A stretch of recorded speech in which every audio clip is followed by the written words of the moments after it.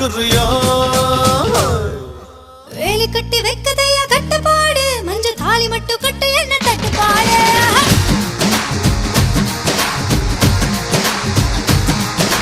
பச்சு நிச்சு வெக்கமெல்லாம் விட்டு போட இந்த மாமனுக்கு மட்டும் நல்ல விட்டு போட